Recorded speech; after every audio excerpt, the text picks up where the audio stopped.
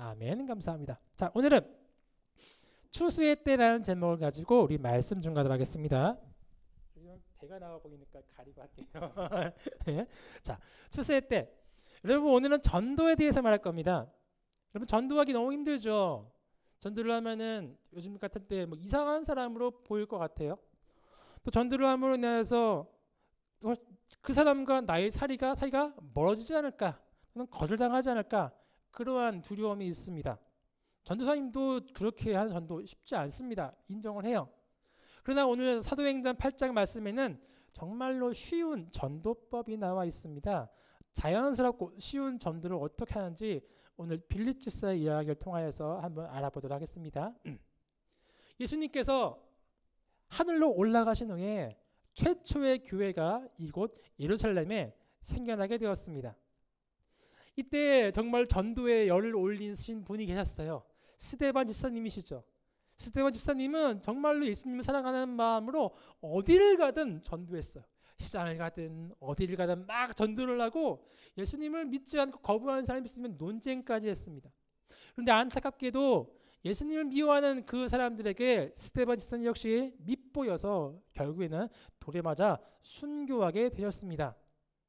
바로 스데반 집사님이 순교하신 이날 예루살렘에 아주 커다란 박해가 일어났는데 나중에 바울이라고 불리는 사울이 이 교회를 잔멸하려고 예수님 믿어?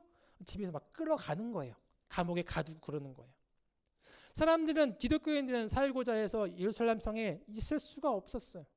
그래서 점점 다른 데로 도망가기 시작했죠. 오늘 이야기의 주인공이 빌립 집사님 역시도 이 예루살렘 교회에 있다가 도망가서 위쪽 사마리아 지역으로 피신을 하게 됩니다. 근데 거기서도 빌립 집사님이 담대하게 복음을 잘 증거했어요. 예수님 믿으세요. 베드로와 같이 말씀을 증거했죠. 기적과 이적이 크게 드러났죠. 이것이 바로 하나님의 일이구나 생각이 들었죠. 한마 대형 교회에서 커다란 목회를 한 겁니다. 그런데 그러던 어느 날 갑자기 불현듯 마음속에 하나님이 이러한 성령님의 음성을 딱 주셨어요. 그것이 무엇이냐? 일어나. 지금 당장 일어나. 남쪽으로 향하여 예루살렘에서 가사로 내려가는 길까지 가라. 예루살렘이면은 빨간색이고 가사 내려가는 길은 이쪽 흰색 요 회사표겠죠. 저 길목으로 가라 이야기죠. 아니 빌립 집사님이 순간 겁먹었을 것 같아요. 예루살렘 성은 지금 박해가 일어나고 있고 예수님 믿으면 잡아가는데 도망쳐 나온 그곳을 다시 가라니요. 할 수도 있지만 빌립 집사님은 성령님을 믿었습니다. 성령님은 실수가 없으셔. 당장 일어나서 두말하지 하지 않고 그 커다란 교회의 사역을 딱 접어두고 끝곳 예루살렘과 가사의 그 길로 갔어요. 가만 뭔가 대단한 게 있겠죠. 큰 교회를 두고 왔으니까 더 큰 교인과 더 큰 교회가 있겠죠. 웬걸? 광야네. 아무것도 없네. 헐 허망하죠. 그렇잖아요. 여러분 정말로 좋은 사역지에서 옮겨주시면 더 큰 데로 갈 줄 알았는데 그것이 아니라 아무도 없는 진짜 뭐 이런 동물들 이렇게 서 있는 게 누구죠? 개들밖에 없는 그런 광야로 보내신 거예요. 그런데 스데반 집사님이 있던 도중에 갑자기 얼마 지나지 않아서 마차 행렬 한두 대가 아니야. 많은 마차 행렬이 우수수수 지나가는 거예요. 갑자기 성령님이 다시 한번 빌립 집사님 마음에 강권하십니다. 저 많은 마차 중에 바로 저수대로 가라. 가까이 가서 나아가라. 말도 안 되는 거죠. 여러분 마차가 빠릅니까? 사람이 빠릅니까? 그냥 광야에 더운데 마차를 따라가려면 저기요 이렇게 해야 하는 거예요. 하래요. 스데반은 할게요 안 할게요? 하죠. 왜요? 성령님은 실수가 없으시다는 것을 확실히 알고 있으니까. 성령님이 말씀하시면 100% 확실해. 그냥 아무것도 모르고 가는 거예요. 그 마차에 누가 타고 있었냐? 오늘 성경은 이렇게 말합니다. 에티오피아 여왕 간다게의 모든 국고를 맡은 관리인 네시가 예배하러 예루살렘에서 왔다가 근데 에티오피아 아까 전에 봤던 요 지도가 요 부분이 바로 저기 보면 빨간색 네모칸 보이죠? 작은 부분이죠. 에티오피아가 어디냐면은 이 남쪽 아프리카죠. 여기에요. 이 거리를 따지면 거의 1,500, 2,000km 정도 엄청나게 먼 거리거든요. 여기를 왔대요. 근데 그 사람이 누구냐? 뭐 여왕 에디오피아 간다의 모든 국고 맡은 관리인, 재무부 장관쯤 되는 사람, 높은 사람이죠. 총 사인만 하면 돈이 그냥 지원되는 그런 사람인 거예요. 그런데 그 사람이 예배에 뭐가 아쉬워서 나라도 망한 예루살렘에 성전에 왜 갔냐? 이런 사람들 솔직히 아쉬울 게 없습니다. 돈도 많고 자기를 떠받들어 주는 사람도 많고 오히려 고생하지 말고 그냥 자기의 집에 있는 게 최고예요. 그런데 이 사람에게 있어서 한 가지 아쉬운 게 있었는데 그것이 바로 그 사람은 넷이었어요. 넷이. 아이를 못 낳죠. 왜 넷이었을까요? 옛날 이때 당시 에디오피아에서는 재무부 장관 하려고 그러면 일부 넷이를 만들어 시켰습니다. 그게 조건이었어요. 왜? 아무리 정결하고 철두철미하고 깔끔한 사람일지 알지라도 아킬레스건이 존재합니다. 어쩔 수 없는 아킬레스건, 자식이죠. 자식 앞에서는 부정부패를 할 수밖에 없는 거예요. 지금도 그러잖아요. 왜 그 사람이 그래요? 자식이니까. 이런 법도 있지 않습니까? 자식이 도망치면은 자식을 숨겨주면은 부모는 죄가 안 돼요. 부모니까. 그만큼 부모의 마음은 어쩔 수가 없다는 거예요. 그래서 그 부정부패의 싹을 잘라버리려고 재무부 장관 하려면 처음부터 자녀 못 낳게 내시를 만들어버리고 시키는 거야. 이 사람은 가진이 많아. 근데 자녀만 없어. 아브라함이 자녀가 없었죠. 99세 때까지. 아브라함이 뭐랍니까? 두렵습니다. 왜 두려워요? 내가 이 땅에 존재했었나? 내가 사라진 지우개처럼 사사삭 사라질까봐, 내가 잊혀질까봐, 저 흔적도 없이 날아갈까봐 두렵습니다. 존재의 두려움.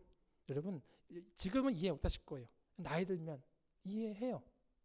그 두렵습니다. 실제로 많이 그런 분들이 그러세요. 내시가 그런 거예요. 나는 삶에 소망이 없어요. 돈 많으면 뭐해? 많은 거 먹고 떠받쳐 주면 뭐해? 난 이미 죽은 목숨인데 소망도 없는데 이거 다 필요하면 뭐해? 부자가 그러면 뭐해? 나 소망이 없어. 살 이유가 없어. 그런데 멀리 이스라엘 땅에, 멸망한 땅의 성전에서 말씀이 들려오는데, 소문이 들려오는데 여호와 하나님께서 이사야서에서 말씀하시기를 못 본 자가, 메시아가 오시면 못 본 자가 장님이 눈 뜰 것이요, 못 듣는 귀머거리가 들을 것이요, 붙잡힌 메인 자가 풀릴 것이요. 즉 소망이 생긴다. 삶에 소망이 생기는 그것이 바로 하나님이시다라는 걸 알게 되었던 것이죠. 그러니까 내시가 붙잡는 거죠. 예루살렘에 가서 성전에서 예배를 드리면 혹시 하나님을 만나서 내가 어떤 삶의 소망을 얻을 수 있지 않을까? 신랄 같은 그 소망, 2,000km 떨어진 그 땅의 소망, 그것만 갖고 가는데 쉽습니까? 이 사람 재무부 장관이에요. 보직이 있잖아. 보직을 가는데 얼마나 걸릴까요? 수개월 걸리겠죠. 그걸 여왕한테 가서, 여왕님 한 3, 4개월만 말미를 주세요. 어디 갔다 올게요. 이거 너무 힘든 거예요. 여왕한테 밑보이면 어떡해요? 심지어 내가 자리를 비웠어. 자리를 비웠자 사건이 터지잖아요. 누구 잘못? 자리를 비운 이 넷이 잘못이에요. 그 모든 리스크를 안고 거기까지 갈 만한 이유가 있느냐? 있죠. 내 생명의 소망이 어딨냐? 그걸 왜 가는 거예요? 그래서 다 그거 하고 그 먼 거리를 가는 거예요. 왜요?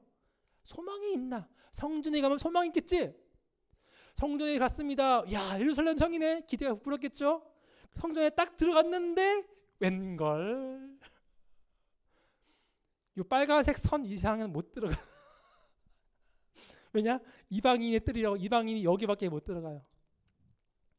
이방인은 성전 벽도 못 만져. 뭐야 이게, 허망해. 여기로 왔는데 못 들어가는 거야. 예배도 못 드려보고 기도만 하다가 멀리 쏟아만 봐요. 뭐지? 실제로 그러잖아요. 이방인 못 들어가고 유대인 여자들은 성전에 들어가요. 근데 거기까지 끝. 유대인 남자들은 좀 더 들어가요. 끝.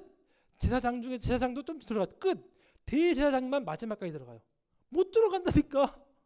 얼마나 허무했겠어요. 그럼 이 사람은 어떻게 했을까요?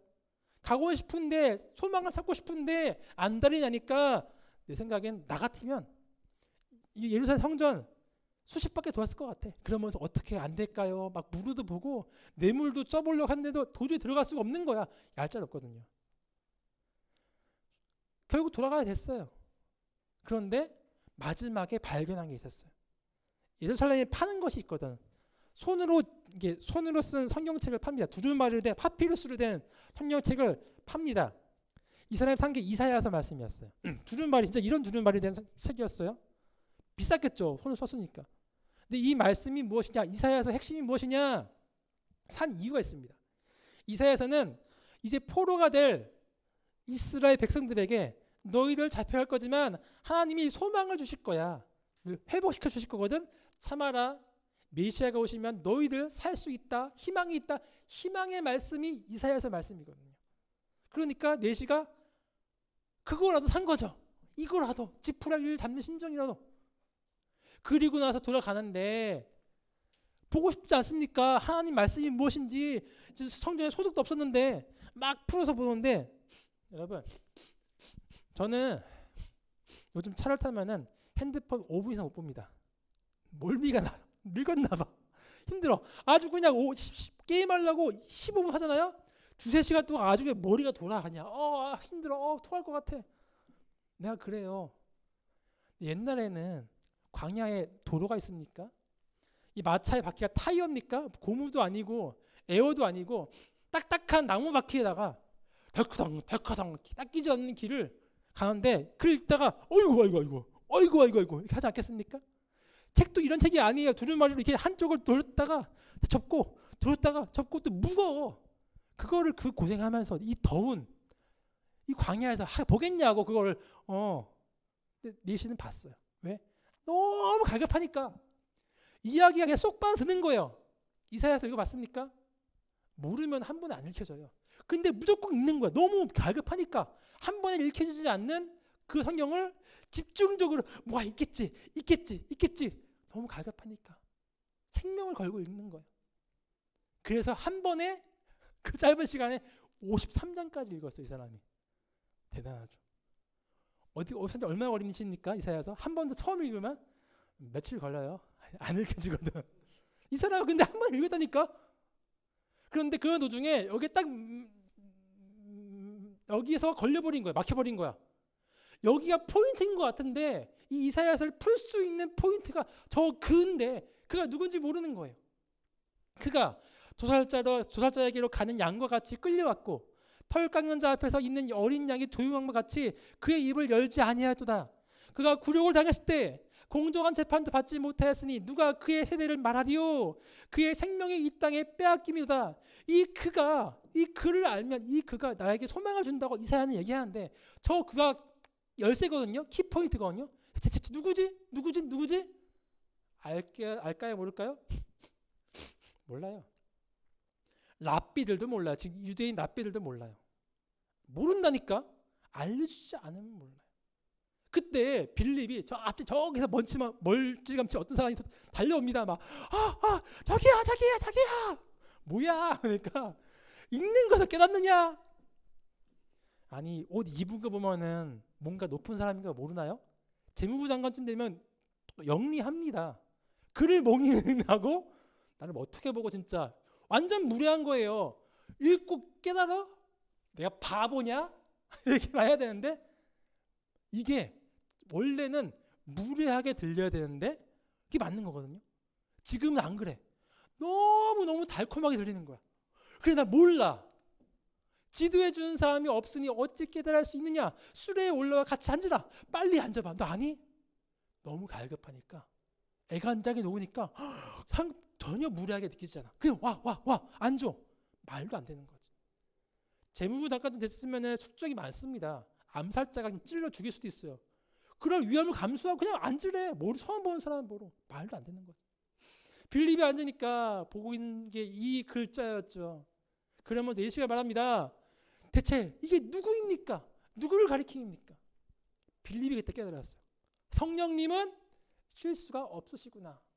이것 때문에 내가 왔구나.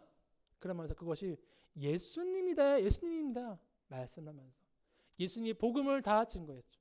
예수님은 당신과 나와 모든 사람의 그 죄를 지고 십자가에 죽으셨어요. 죽을 수밖에 없었으니까요. 아니면 당신이 죽어야 되니까요. 그러나 걱정하지 마십시오. 예수님은 죽으신 지 3일 만에 다시 부활하셨습니다. 그리고 하늘로 승천하셨어요.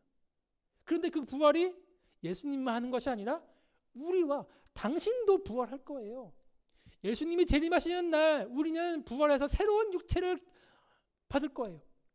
그날 안에 소망이 있고 희망이 있습니다. 기쁨만 있습니다. 이런 아픈 세상이 아닙니다. 그 말을 들으니까 에디오피아 내시가 듣고 싶었던 말이 바로 그거거든. 부활, 이 소망 없는 나의 몸이 다시 태어나는 거, 새롭게 되는 거, 바로 소망. 아, 예수님께 소망이 있구나. 예수님을 믿으면 이렇게 힘든 세상 가운데서 살 수 있구나. 그 소망을 품었던 거예요. 너무 기쁘죠? 이야. 여러분, 마칠 거가 있지 않습니까? 어떤 사람이 이렇게 엘리베이터 탔어요. 하는데 옆에 진짜 싫어하죠. 학생이 탔어요. 근데 자꾸만 저 목사님이 가방에서 전도지 하나씩 나눠주세요 했는데 전도지가 있어. 아, 어떡하지, 누구 주지 하는데 옆에 남자가 있었어요. 비를 맞고서 있는 남자가 있었는데 그 남자가 뭐 이상해, 범죄자인가 하더니 예수님 믿으세요 하고 주고 갔어요. 숙제 해결한 거지. 근데 그 사람이 마음은 뭐였냐면 자살하려고 했던 사람이었죠. 그렇죠? 죽으려고 했는데 갑자기 웬걸 누가 전도지를 주는 거야. 뭐지? 죽어야 되는데? 그래, 죽기 전에 한번 가보자. 교회 한번 갔잖아요. 그리고 살아났어요. 똑같은 거죠. 죽어가는 영혼에게 아주 달콤한 그 복음, 나의 생명을 살린 복음, 에디오피아 내시가 그랬어요. 그러니까 지나가다 물을 보게 되었습니다. 물이 있네. 내가 당신께 세례를 받고 싶소. 빌립은 신학교 안 나왔어요. 목사님도 아니고요, 전도사님도 아니고요, 아무것도 아니에요. 집사님이에요. 그런데 출신도 그런데 세례를 받겠다고요? 다 필요 없고 나의 생명을 구원하신 하나님께 세례 받고 싶소. 받죠. 세례의 의미가 무엇입니까? 물속에 들어가면은 익사에 죽는 게 세례예요. 왜 죽어요? 옛날에 내가 죽고 나의 죄가 죽고 싹 나쁜 내가 죽고 물에 팍 올라오면은 숨이 넘어갈 때쯤에 올라오면은 죄는 죽고 깨끗한 새로운 하나님의 백성만 딱 올라오는 거야. 그것이 결단이에요. 내가 이제부터는 하나님의 백성으로 살겠습니다. 그 결단이 세례거든요. 살겠다는 거예요. 받았어요. 그리고 에디오피아에 돌아갔어요. 실제로 이 에디오피아 내시가 가서 영적 부흥을 일으킵니다. 아프리카에 보면 전도 복음률이 70%, 80% 그러거든요. 전도사님이 아프리카 가나 갔다 왔어요. 거기는 지금도 차 뒤에다가 God bless you, 뭐 예수님 사랑합니다 다 붙이고 다녀요. 우리나라 같지가 않아요. 거기 그런다니까요. 영적 부흥을 일으켰어요. 그 이유가 뭐냐? 성령님은 틀림이 없으시다. 여러분, 전도하기 너무 힘들죠. 말하다가 무한 나갈 것 같습니다. 이것은 마치 곡식 추수하는 것 같습니다. 추수 때가 이르지 않은 곡식은 낫을 대도 이게 곡식이 안 나가요. 그러나 추수 때가 이른 곡식은 여물어서 머리가 무거워서 고개를 숙이죠. 그때는 낫을 살짝만 탁 대도 우수수수수 떨어집니다. 바로 성령님은 이러한 전도의 적절한 때를 알려주시는 분이에요. 성령님이 여러분들에게 언제나 강권하실 것입니다. 저 사람, 저 마차, 저 수레 가까이 나아가라. 순종하셔야 돼요. 무서워요. 나아가야 돼요. 나아가서 예수님 믿으세요. 무조건 해야 돼요. 근데 안 될 수도 있겠죠. 안 될 수 있어요. 실망하지 마십시오. 여러분 때 안 됐지만 그 사람 마음에는 뭐야 이상한 사람이 했지만 그 다음 마음속에 계속 걸림이 있을 거예요. 예수님 믿어야 되는데 내가 옛날에 교회 나갔는데 대학교 들어가면서 교회 안 나갔네? 맞아. 근데 요즘 힘든데 죄 짓는 것 같고 삶도 힘들고 살아서 뭐하나 예수님 믿어야지. 그 마음이 다시 불러올 수 있다니까요. 그 성령님은 실수가 없으십니다. 여러분, 성령님께 순종하여서 바로 그때 가장 쉽게 전도할 수 있는 저와 여러분 되기를 소망하겠습니다. 아멘. 감사합니다.